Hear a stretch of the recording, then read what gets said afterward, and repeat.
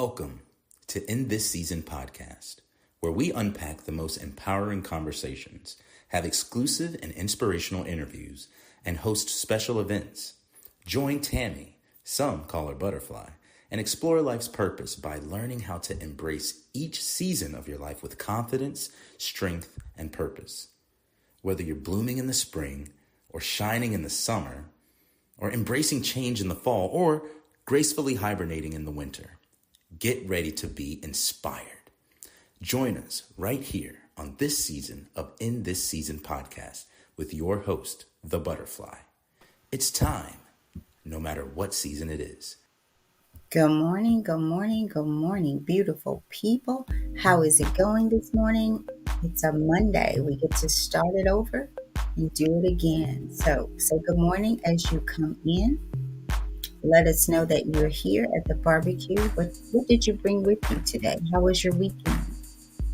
All right. How are things going? Get your groove on. Life wearing you, or you wearing the life?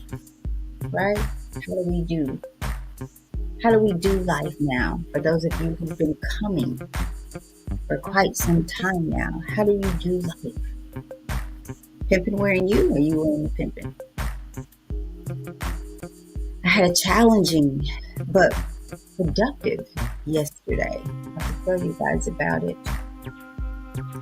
Get started because we're going to get on out of here pretty early this morning due to that challenging day. I have to be on here.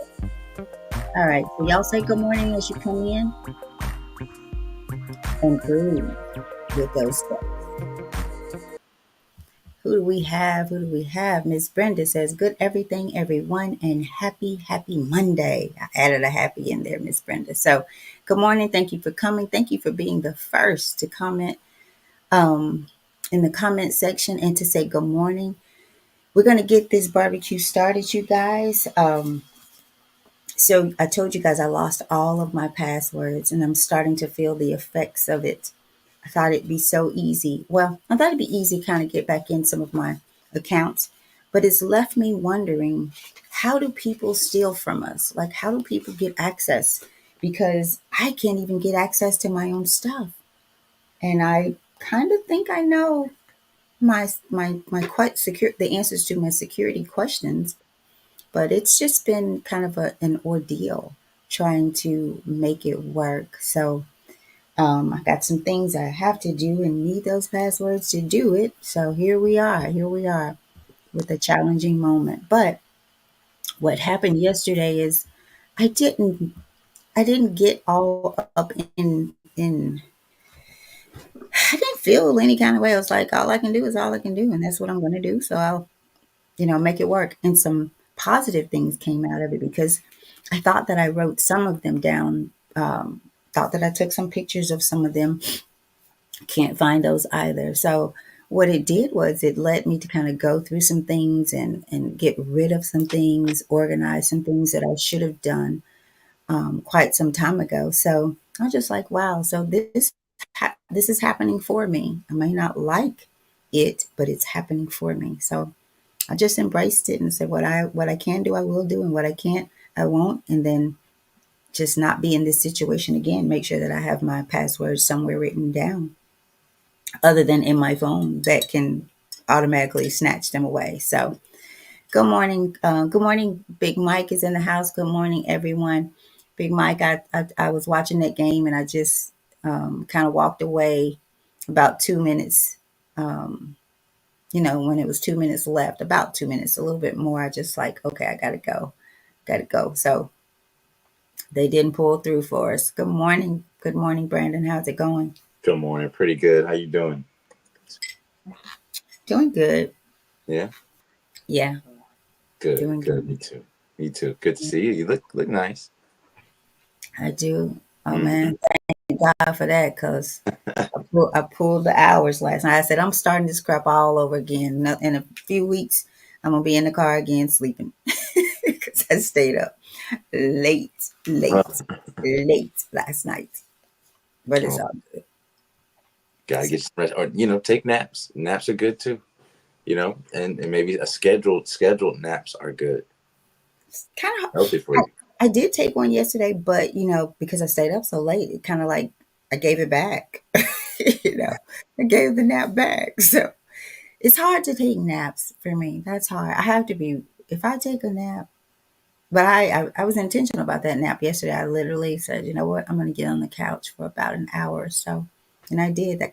Took that couch nap, and it helped. But I'll get there. I will not get where I was Friday because that was an awful feeling. Yeah, the crashing nap isn't good. But if you can Yeah, just plan it out and just be like, maybe for the next hour, I'm just gonna turn the phones off, turn the TV off, sit in a room and close my eyes or read or meditate or pray. That still gives you that rest that you need sometimes, because yeah, it's necessary. But we can go into that some other time. But yeah, rest is most necessary, Mom. You got to get some sleep, sweetie. yeah, yeah. I do. I do. I do. And I will. I will. Big Mike says it's hard for me to take naps also. Yeah, it's just hard sometimes. So all right, well, Brandon, let's get into it. I don't know how much you heard, but yeah, I do have to. We got to do what we got to do this morning and get out of here. I got Sounds some good things to I me. got to do. Sounds good to me. Well, welcome everyone, and thank you for coming to the In the Season podcast and the show today. We appreciate you waking up with us, for us, so that we can all get these insights together. I was gonna say this lesson, but it's more like like something we all experience, because this is, many times it's me reading it for the first time. So um, I've read a couple of them, but most of them it's the first time. So thank y'all for joining us, and let's take this journey together. A little bit more about this book that we're reading through. This is Daily Motivations for African American Success by Dennis Kimbro. Please get that book if you can. If you're at day one and you don't have the book, what you doing? If you're at day two, what you doing? If you're at day three, you got a little bit of slack, but it's time to get it. Okay. Um, Today's title is. Oh, actually, no. I gotta read more about the book. I'm trying to go ahead and get Mom out of here. But Daily Motivations for African American Success will help you focus on the thoughts, attitudes, and deeds that will lead to the achievement of your true goals.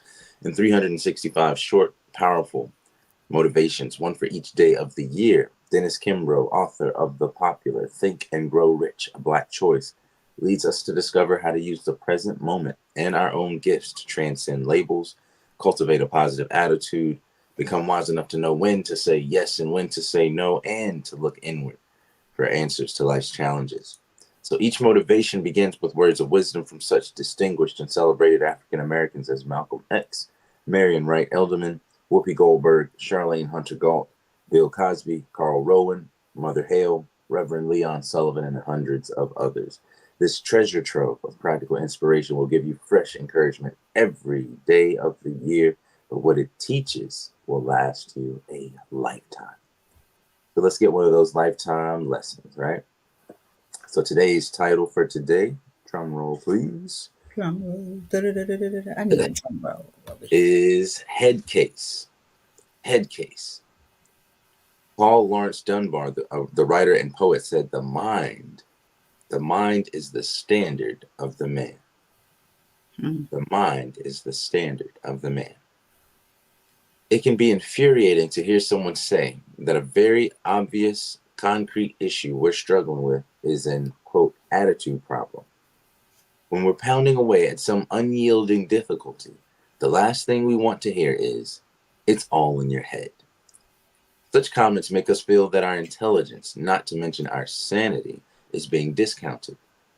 We resent the oversimplification of what seems to us a very complex dilemma. The truth may well be that our problem is as real and as hard to crack as a slab of stone. Yet it may also be true that some attitude we're bringing to the problem is wearing us out more than the problem is.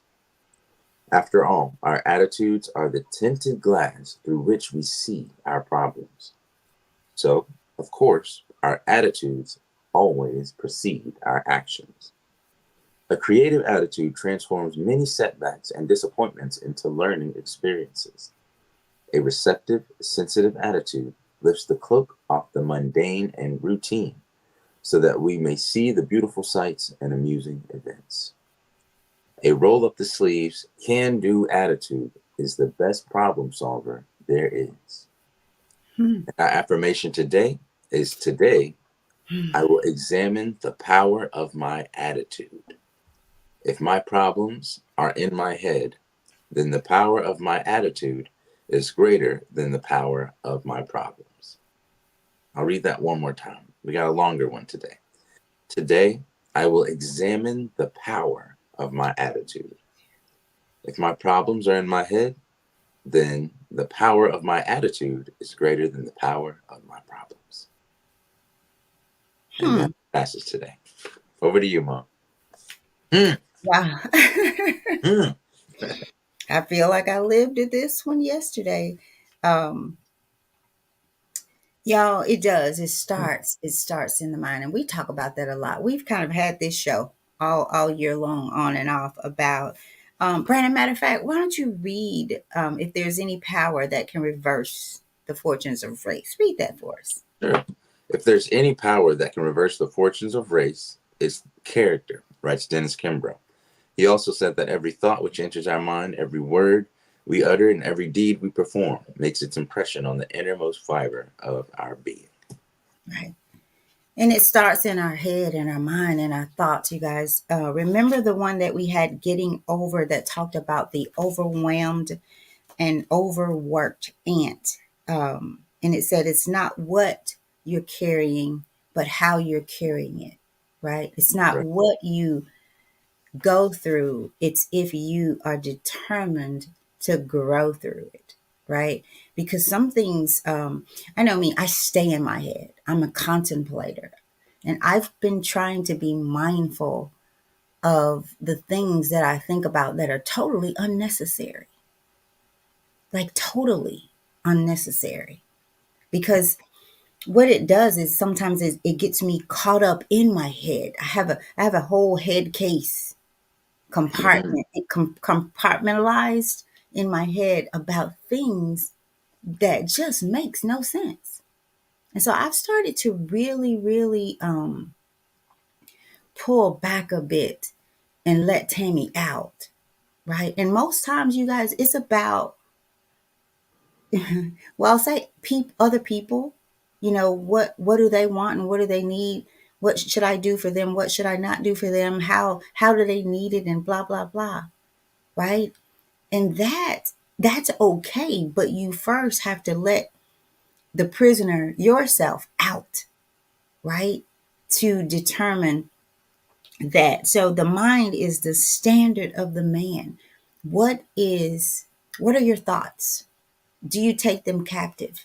Brandon talked about being noble yesterday. I was in my little Grace for Today book, and it came across the one that I opened, aspire to that which is noble. Brandon, you talked about that yesterday. And it gave the quote, I'm sorry, the verse, Philippians 4:8. Finally, brethren, whatsoever is true, whatsoever is noble, whatever is right, whatever is pure, whatever is lovely, whatever is admirable, if anything is excellent or praiseworthy, think about such things. How can we get it in our head to be in this place, to practice this verse every day, to be inspired by the sun coming up, right? Setting, seeing the moon, those things that are admirable. So it is a head case, whether it's a positive head case or a positive attitude that you have or a negative attitude. It's not just, again, what you're carrying, how you're carrying it. It's not what's happening, it's how you see what's happening. It's your determination to decide if I'm going to go through this or grow through this. Because some things, when life pops, there's some things you cannot do anything about other than decide how you're going to see it, carry it, live it, own it, transform it. Pimping wearing you or you wearing the pimping?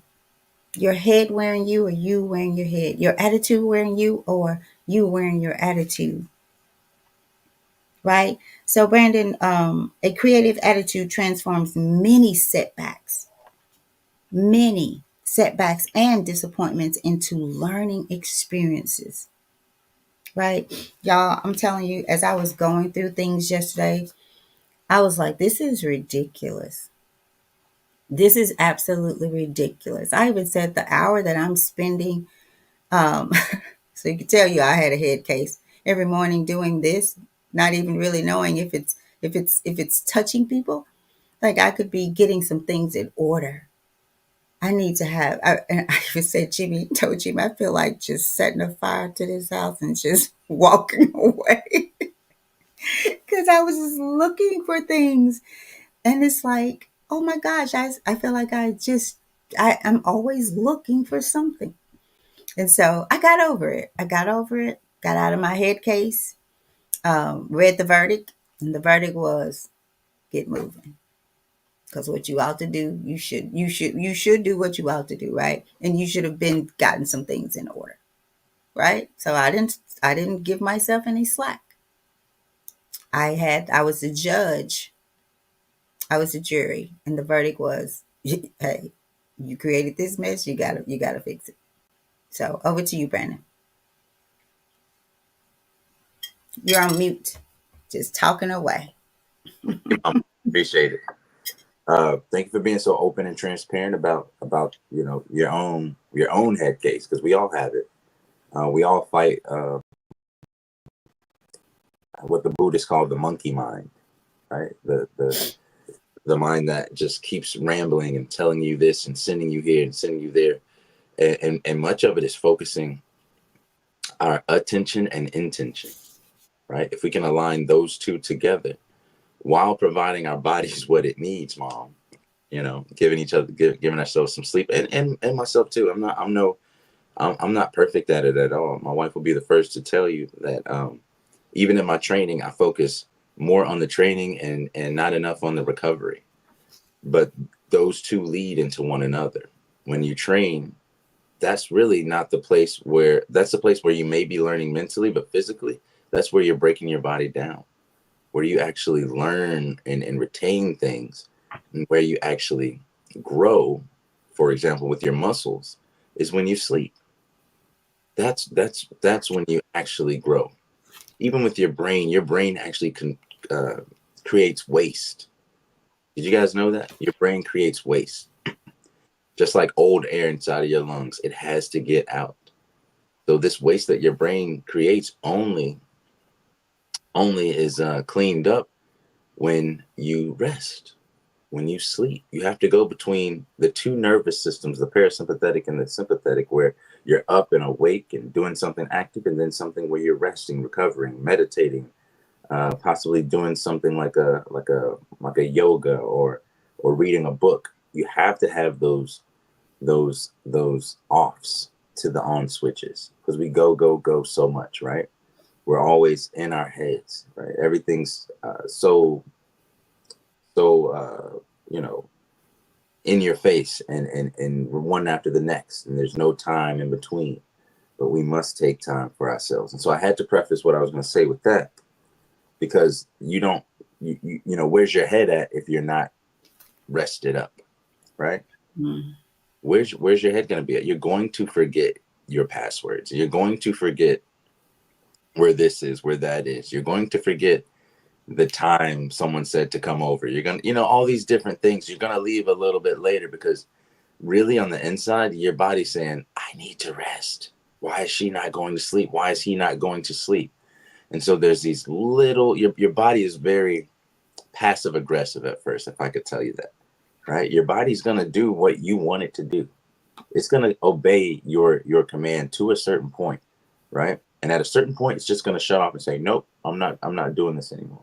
But until that point, your body has these little passive aggressive ways of telling you, really indicating to you that you need to take a step back, or you need to change your attitude, or you need to reframe this situation or experience in your mind to better serve you.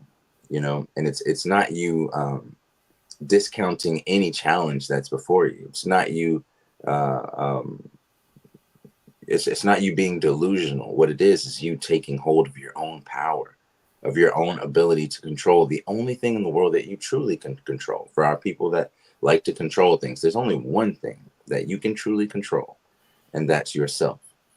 So if you are a control freak, and most of us like to almost micromanage everything, or we have the sense that we can influence and impact every single thing and aspect of our lives. And I'm not saying that we can't, but if that is you, then you also must remember that the best thing that you can control is yourself.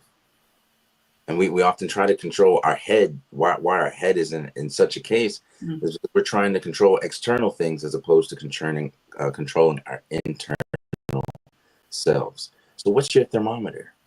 You know, is it 110 degrees? Is it Death Valley inside of your mind where it's just cooking, cooking your brain? Is it a cool summer day? Is it ice cold? Are you forgetting things? Are you overworked, and underslept? And so I think a lot of our head cases come because we're not doing certain things with our actual intentions and attention, right? So if you want, and there's a difference, for example, with health and wellness, right? There's a difference between, fitness, health, and wellness. What is the difference? I think wellness is an overall thing, right? And a lot of us mentally aren't well. That's just the plain, as plain as I can say it. Many of us are not well mentally. We're not eating the right foods in order to have a good headspace instead of a head case. We're not sleeping enough to have a good headspace as opposed to a head case, right? We're not getting enough sunshine. There's so many different aspects to being that in that space. So, Mom, I know you got to get up out of here pretty soon. So I'll start to wrap this up. When someone's going through something, this is reflexive in a sense. When someone's going through something, at some points we want to be the 30,000 foot level. Say, hey, I see it from the outside looking in. And the problem is your attitude, right? But when you are that person to tell someone that, just know that the person that's receiving that isn't going to probably be so happy to hear that. As true as it may be, the person might not be happy to hear that. So often, if you do that, then lead with examples. For example, don't be accusational in the way that you say it. Say, when I went through something like this, again, make it about what you can control. Because it's contagious, guys. If you go to someone, you see them ripping and running about and in a frantic mood, it can, even if you're telling them about themselves and their situation, that emotion can also be contagious to you. So once you address that, think about it yourself. Use it as an opportunity to think, I've been in that situation before. Can I use this? Can I use examples of myself to help them out? So you could say, when I was going through a very rough time in my life, the only thing that changed it for me was me reframing the way that I thought about it. When I lost that basketball game, I didn't look at it as a loss. I took it as a lesson. And instead of having a pity party on myself, I've looked back at what I did wrong in that basketball game, right? What things I could have done differently. Did I eat right that day? Right? Was I listening to my coach? Did I follow the plays? Did I take the steps that I needed to take to get down the court? And now you've made what was a setback now just a set up for a greater day, right? And for more success. So when you're speaking to people about things like that, use those same stories. Use an example of yourself so that it'll be a little bit easier, because we do have responsibility to communicate. But the person that we should communicate most with is our own selves. Like my mom says, the greatest lies we tell are the ones that we tell to ourselves. So we will convince ourselves that it's everybody else's problem, that it's everybody else's fault. Excuse me. If you find yourself in a situation starting to lay the blame game, then you haven't taken emotional responsibility and accountability of your own part in it. Because if you're in it, you have to understand that to some degree, you are responsible, and you are 100% responsible for the way you feel, no matter what anyone says or does to you. The way you respond to it or react to it, or the way you feel about it, is a decision or is an inclination to make an action. So I think it said in here, every action is predated by an attitude. So if you want to perfect your actions, you know, purify your attitude, purify your intention, purify your attention. If you were in there doing it for people and not for God or for something higher, you have to do it for one level higher than you know what your goal is. You know, if you're giving charity just to make people happy, man, I promise you that you giving food to the homeless, that homeless man can give you such an attitude and taking that food, and you could be pissed off. I ain't gonna give none of them hobos no nothing else because of this, that, and the third. But in actuality, he probably had a way worse morning than you did. And here we are in our privileged position, expecting some type of big old thank you and praising us for how charitable we're being, when really we should have been doing it for goodness sake, for God's sake, right? And if you're not doing it for the sake of God, then you will be displeased, because there's no pleasure. There's no pleasure in looking for rewards from men. They will fail you, from men and women. But if you do it for God, you know that your reward is with your Creator. And so now you're not downtrodden or pissed off because somebody gave you an attitude. You completed your mission and did your deed. You put yourself in a positive headspace, so that they tried to throw water or shade on you, just roll it off of your back like water on a duck, right? Just roll it off of your back. So take that in consideration as you go throughout your day, guys. And back over to you, Mom. I know you got to get up out of here. So I want to go back to our one of our verses that we use often: "Be ye transformed by the renewing of your mind. Do not be conformed to the patterns of this world." Because sometimes you can have a head case because you are conformed to the patterns of the world, and you're looking at it should be, how it should be based on false realities, I would say, measuring yourself against what the world says you should be, should have, and so forth. So keep that verse in mind. Do not be conformed to the patterns of this world, but be ye transformed. And if you've been listening to this show, you know what comes after that, so that you know God's perfect will for your life. Because when you know that, like yesterday, I was like, you know what? This is happening for me. I really hate that God had to allow me to be in this position to see that I need to do better at some things, right? And that I can't come here and try to encourage you guys to live according to that goal and work toward it every day, and not do it myself every day. Not skip a day, because if you skip a day, I'm telling you, those days will come into a week to weeks, then months, and then never. So I want to share this with you guys because I haven't picked this book up in years. Like, I don't even know when the last time, but I'll do that often. I'll just something about the book, I'll grab it. I opened it up this morning just as I sat here to wait to come on the show, and I only got to read the actual verse itself, which is Philippians 4:8. But I want to read you guys what it says, the passage, and it's really short. So it says, life can be unpleasant or an exquisite experience depending on your attitude towards it. Did y'all hear the word? Attitude towards it, right? When you are confronted with the cruelty of life, it is all too easy to allow it to affect your nature and character. Did y'all hear the word? All right, character. Whew. It requires spiritual sensitivity to consistently appreciate the beauty of life, to appreciate God as the creator of all that is beautiful and noble. Look around you.